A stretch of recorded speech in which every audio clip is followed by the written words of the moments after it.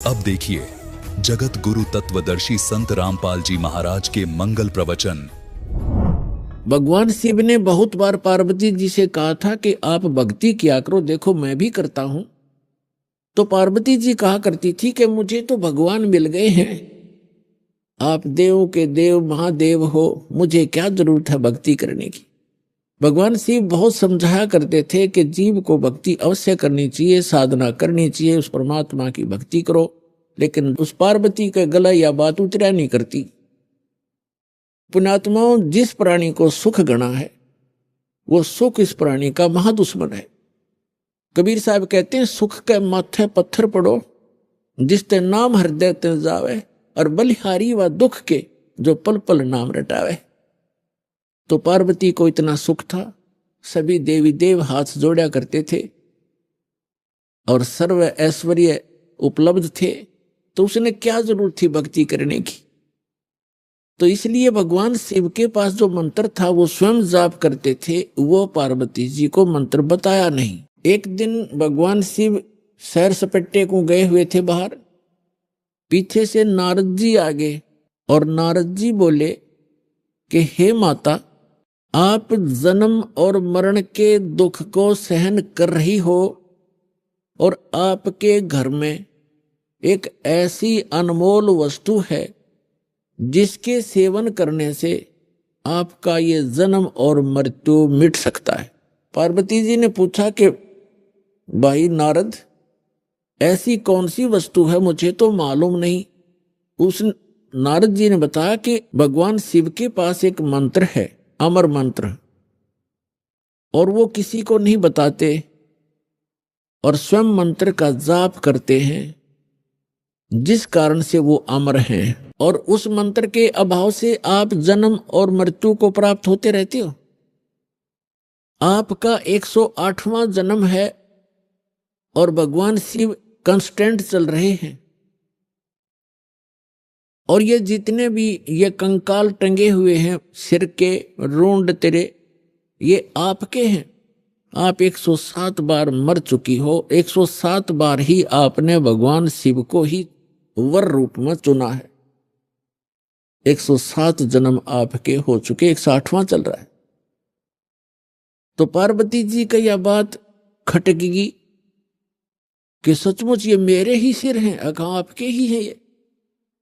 लेकिन ये बात गले नहीं उतरे कि भगवान शिव के पास ऐसा मंत्र और मुझे ना देवे, क्योंकि वो मुझे बहुत प्यार करते हैं, मेरे लिए वो सर्वस्व सौंप सकते हैं, सब कुछ दे सकते हैं। ये नहीं हो सकता नारद जी। नारद जी कहने लगे कि देख ले माता, अभी तक आपने उनको एज ए हस्बैंड ट्रीट किया है, एज ए गॉड ट्रीट नहीं किया। अभी तक आपने उसको पति रूप में व्यवहार किया है, आपने उनको भगवान नहीं समझा। और जब तक आपके हृदय में यह डिमांड नहीं होएगी, जैसे गॉड गुरु जो होते हैं वो भगवान के तुल्य ही माने जाते, तो भगवान शिव उस समय इस मंत्र के प्रदान करने वाले गुरु थे। तो नारद जी तक कह के चले गए। अब पार्वती की नींद हराम होगी कि भगवान को आने दे, और मुझसे कोई अवश्य कोई ऐसी गलती बनी है जो ऐसी वस्तु को मुझसे छुपा रखा है, मैं अवश्य अभागनी कोई गलती कर रही होंगी। एकदम नम्रता आई। अब पहले तो पार्वती जी जैसे पति पत्नी बोलते हैं ऐसे बोला करती थी, और उस दिन आते ही चरणों में दंडवत प्रणाम किया और पैर पकड़ के रोने लगी। भगवान शिव ने पूछा कि किसने क्या कह दिया आपको, क्यों रो रहे हो, बताओ मुझे एक बार। तो पार्वती ने कहा कि आपके रहते मुझे कौन क्या कह सकता है, लेकिन मैं बहुत निकम्मी हूं कि मैं ऐसी कोई गलती कर रही हूं जिस कारण से आपने मुझसे एक अनमोल वस्तु छुपा रखी है। और मैं तो बालक हूं, आप तो भगवान हो, बालकों की गलतियां माफ किया करते, मैं तो बालिका हूं आपके सामने, और मुझे क्षमा करो, मुझसे कोई ऐसी गलती हुई। आपके पास एक अमोघ मंत्र है, जिससे मेरा कल्याण हो सकता है। और तब भगवान शिव ने सोचा आज या कौन सा स्टेशन पकड़ेगी, या तो कदे भी इस बात के निकट भी नहीं थी, ना ऐसा मैंने कदे भाव देखा, ऐसी विनम्र नहीं देखी। तब उसने कहा कि तुझे कौन ऐसा भगवान मिल गया जो तेरी बुद्धि बदल दी। ये तेरे सतर का ज्ञान नहीं पार्वती, तेरी बुद्धि को मैं खूब जानता हूं। तब पार्वती जी ने कहा कि नारद जी आए थे, उन्होंने मुझे बताया है कि ये जितने भी ये कंकाल टंगे हुए इस माला में, ये मेरे सिर के, मेरे मुंह के रुंड, ये मेरे ही बताए हैं। मैं 107 बार मर चुकी हूं और आपको ही पति बनाया है मैंने। हे भगवान, क्या मैं मरती थी आप मुझे कितना प्यार करते हो, और ये जब मैं मरती थी तो क्या आपको दुख नहीं होता था, और फिर भी आपने मुझे वह वस्तु नहीं दी जिससे मैं आपके जीवन तक तो जीवित रह सकती थी, इस मंत्र से ऐसा बताया है। तब तो भगवान शिव ने कहा कि सचमुच ये सब सिर तेरे ही हैं और गिनती के लिए रखे हुए हैं ताकि तेरी बुद्धि ठिकाना आ जा, इसलिए रखे। और ये दिन आ गया आज। तो भगवान शिव ने कहा कि आज तक मैं तेरी मृत्यु के उपरांत मैं कितना दुखी हुआ करता, वो तो मेरा मन जाने। जैसे उन्होंने बताया कि एक बार राजा दक्ष के यहां तू मृत्यु को प्राप्त हुई थी और तेरे उस अस्थि पिंजर को लिए मैं 10,000 वर्ष तक सीने से लगाए फिरा करता। मैं इतना पागल की तरह तेरे ऊपर आसक्त था, तेरे वियोग में मैं इतना दुखी होता था। पार्वती ने कहा कि फिर भी आपने मुझे यह मंत्र क्यों नहीं दिया जिससे मैं मरती नहीं और आपके साथ ही रहती। तब भगवान शिव ने कहा कि ये मंत्र ऐसे नहीं दिया जा सकता, जब तक जिज्ञासा प्रबल ना हो इस मंत्र के बताने का कोई लाभ नहीं बताने वाले को, बल्कि पाप ही लगता है। अब जैसे एक सीप होती है जिससे मोती बनते हैं, एक जीव होता है समुद्र में, उसका ऊपर का जो बॉडी होता है वो बहुत सख्त होता है और छोटा सा सीप होता है। जिस समय समुद्र के अंदर एक ऐसा वातावरण बनता है, उसको प्यास लगती है और वो समुद्र के जल को ग्रहण नहीं करती, वो ऊपर आ जाती है सतह पर, पानी के ऊपर की सतह पर। और जब स्वाति नक्षत्र की ऊपर से कोई बूंद आसमान से उसके मुख पर गिर जाती है, उस समय तो उस बूंद से जब मुंह खुला हो सीप का, उसकी डिमांड होती है उस बूंद की, आसमान के पानी की बूंद की, और उसमें मुंह खुला हो और उसमें वर्षा हो रही हो, तो मुंह खुले हुए पर एक ही बूंद पर्याप्त है उसमें मोती बनाने के लिए, और मुंह खुला ना हो और सीप बेशक ऊपर सतह पर जल के ऊपर घूम रही हो, चाहे सारा सामन बरस जा, उस मोती नहीं बन सकता क्योंकि उसका मुंह खुला नहीं है। तो ऐसे ऊपर बगैर मुंह खुले और उस बूंद की कोई वैल्यू नहीं है, व्यर्थ जाती है। ठीक इसी प्रकार भगवान शिव ने बताया कि आपके अंतःकरण का मुंह खुला नहीं था, आपके अंदर ये जिज्ञासा उत्पन्न नहीं हुई थी, इसकी डिमांड नहीं हुई थी। और आज नारद जी ने आपके अंदर ये प्रेरणा पैदा करके आपके अंतःकरण की वो डिमांड प्रेरित कर दिया, आपको आपकी प्रबल इच्छा होगी। अब ये मंत्र दूंगा पार्वती तो तेरा काम करेगा। पहले मैंने बहुत बार कोशिश की थी कि आपको ये मंत्र दूं, लेकिन आपने तो कान्ना पे कटाड़ी सारी बात, और कभी भी नहीं आपने भक्ति करने की सोची भी नहीं। अगर आप मेरे ज्ञान को सुनती तो मैं ये मंत्र आपको प्रेरित करके ये मंत्र भी देता, लेकिन ये ऐसा अनमोल मंत्र है, बगैर जिज्ञासु के और प्रबल इच्छा हुए बिना ये देना व्यर्थ होता है। इसलिए मैंने आपको मरते हुए भी देखा, मैं रोता भी था, डकराता था, टक्कर मारता था, लेकिन ये अनमोल वस्तु दे नहीं सकता था। तो पुण्यात्माओं, उस मंत्र को कितना कॉन्फिडेंस रखा गया था भगवान शिव के द्वारा। पार्वती के अतिरिक्त उन्होंने किसी को यह मंत्र फिर खोला भी नहीं। अब पार्वती से कहा कि इस मंत्र को मैं उस स्थान पर दूंगा, कोई अन्य जीव जंतु ना सुन ले। तो वो कहां ले गए उनको? वहां ले गई जहां आज अमरनाथ नाम से स्थान प्रसिद्ध है। वहां एक उस स्थान पर एक सूखा वृक्ष था। सूखा वृक्ष खड़ा था, उसके पत्ते नहीं थे, टहनी अवश्य खड़ी थी, पत्तों रहित सूखी। और उसकी एक खोगड़ माने वृक्ष के अंदर एक उसके तने में एक सुराख बन जाता अपने आप ही कुदरत। और उसमें एक मादा तोते ने अंडे दे रखे थे, उत्पन्न कर रखे थे। एक तोते के अंडे थे उसमें। तो भगवान शिव ने देखा कि आसपास, क्योंकि अगर कोई हरे वृक्ष के नीचे बैठते हैं तो कोई ना कोई पक्षी भी आकर बैठ सकता था, दिखाई नहीं देता।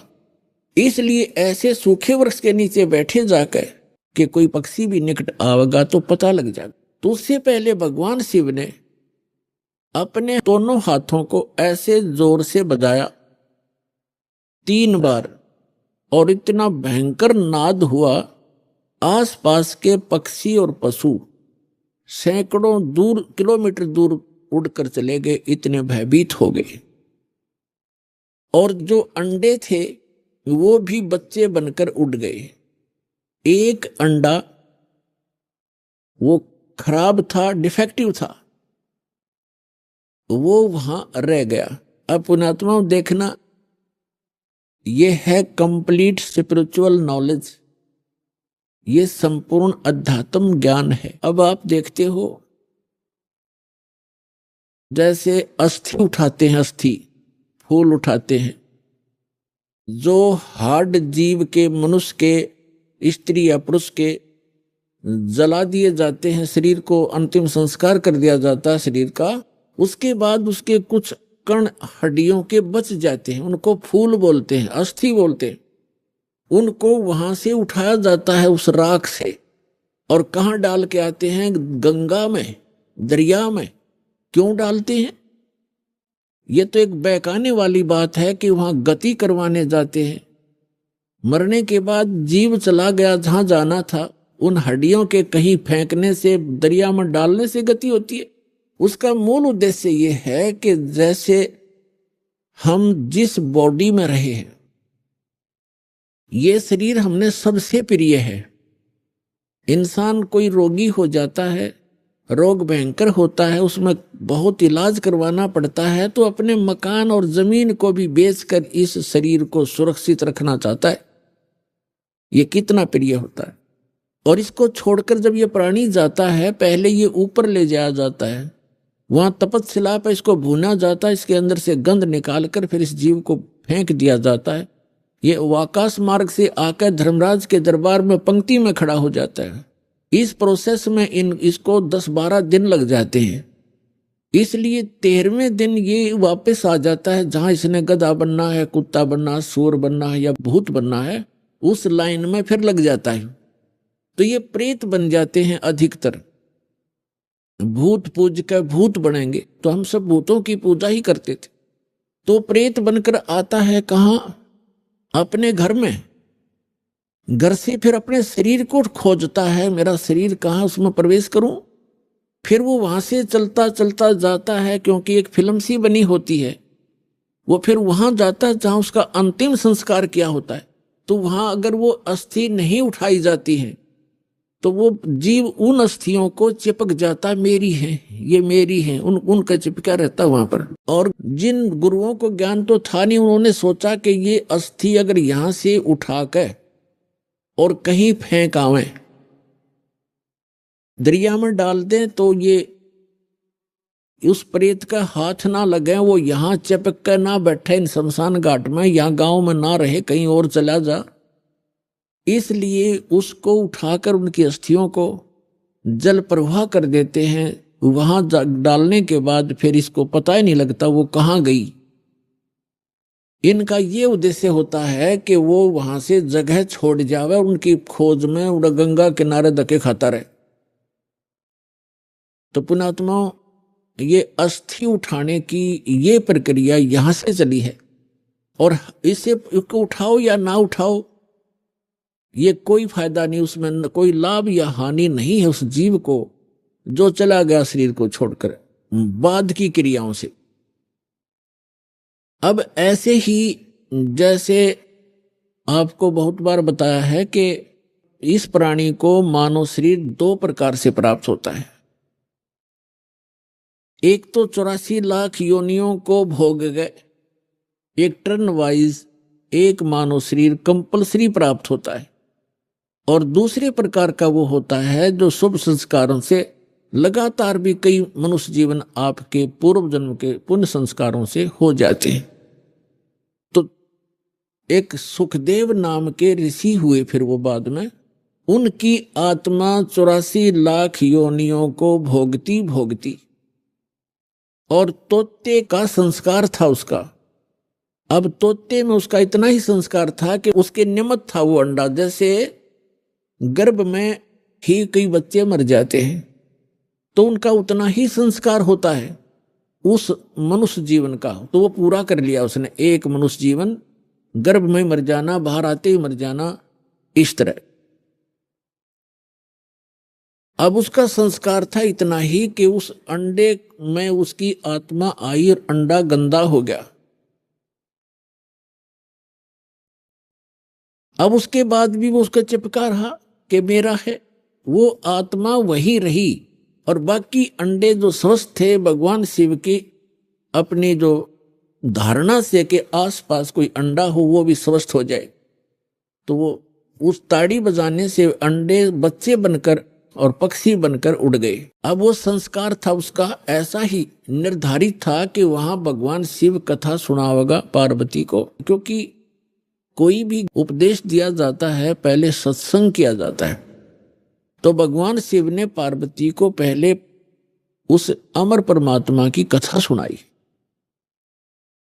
कि कोई ऐसी शक्ति है, इनको वैसे ज्ञान नहीं, लेकिन वेदों से जैसा इनको ज्ञान प्राप्त हुआ तो ये बता रहे थे कि पार्वती उस परमात्मा की भक्ति करनी चाहिए, उस भगवान की भक्ति से जीव का मोक्ष होता है।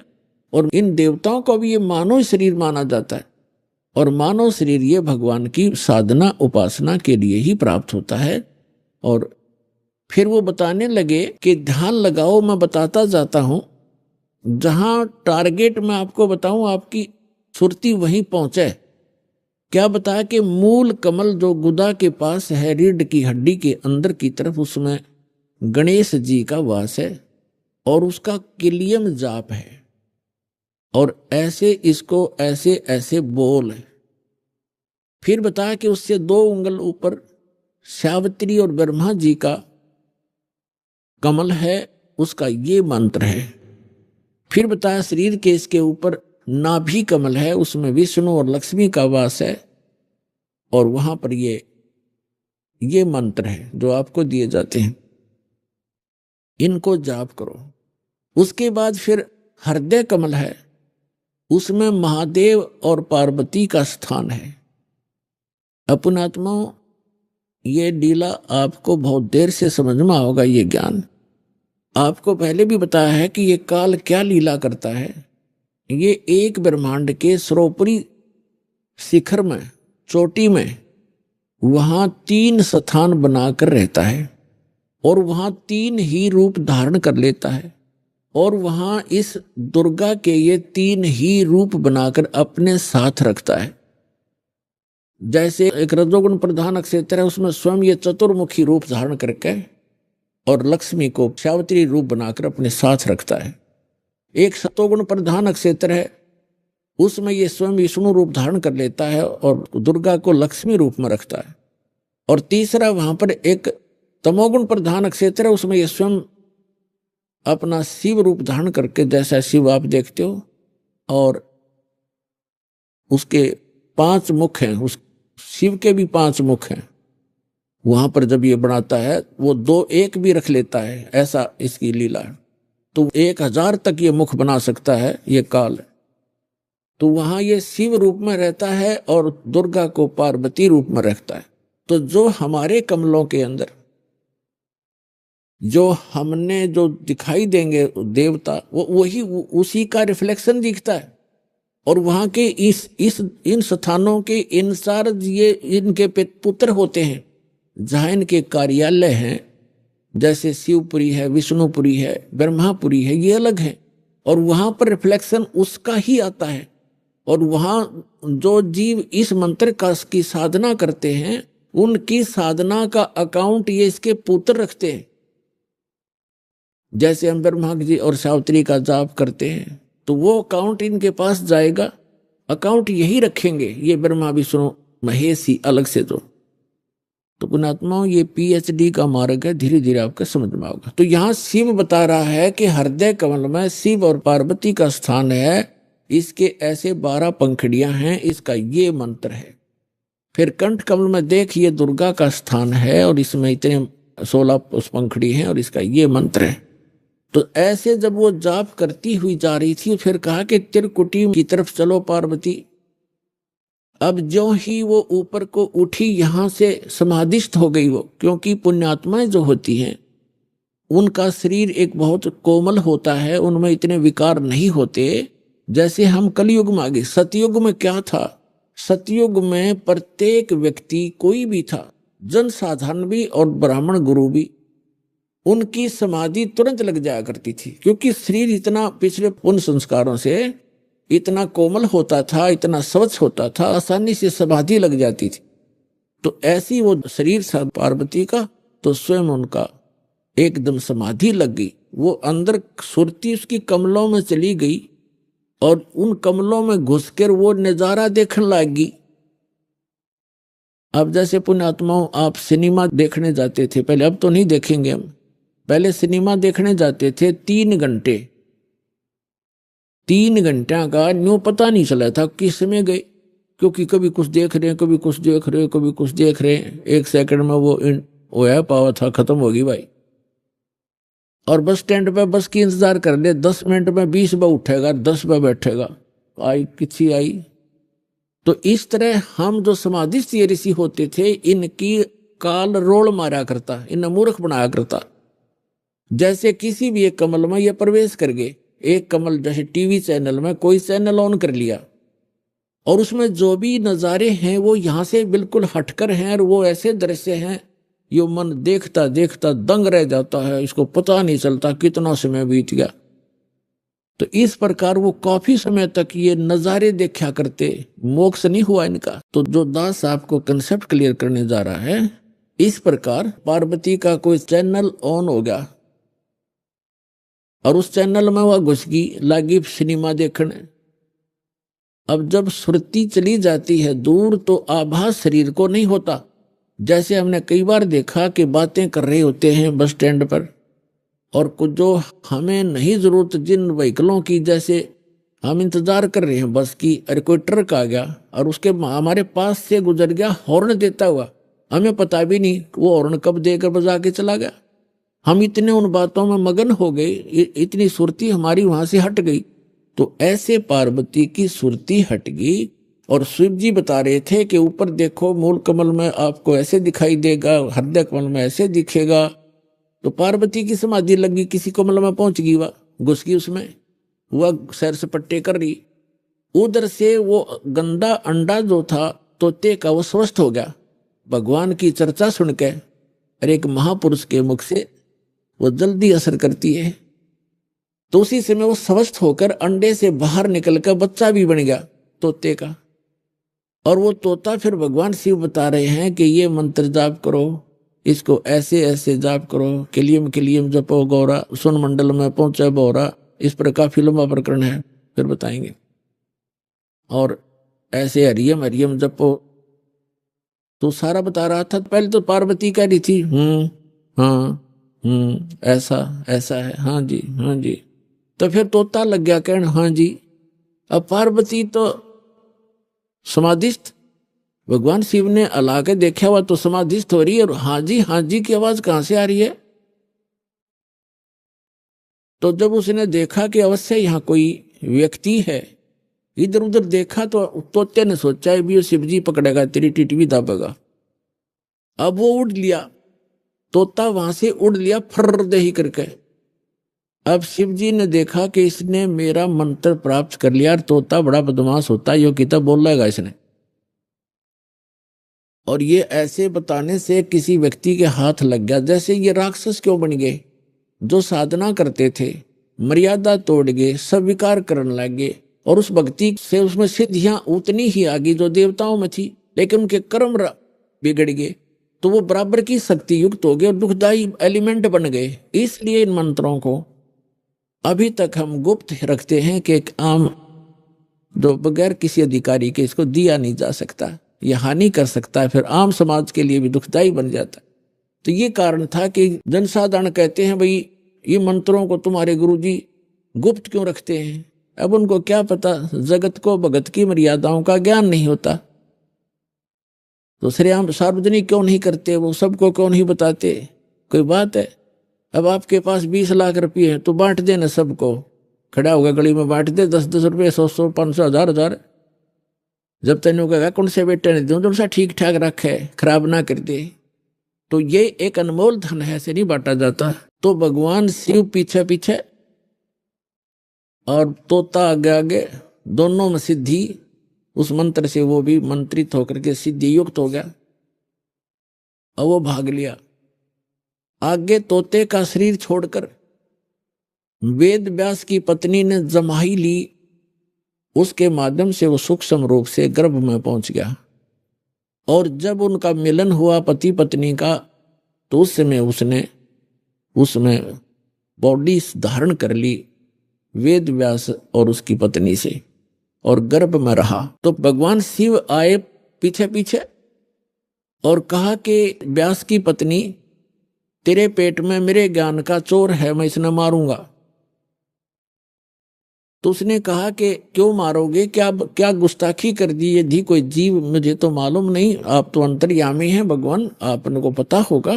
क्या बात होगी कि इसने मेरा अमर मंत्र चुरा लिया, सुन लिया, और ये अमर हो गया, और कहीं ये किसी और को बताओगा, इसलिए मैं इसने खत्म करूंगा, मारूंगा। तो व्यास की पत्नी कहने लगी, बोले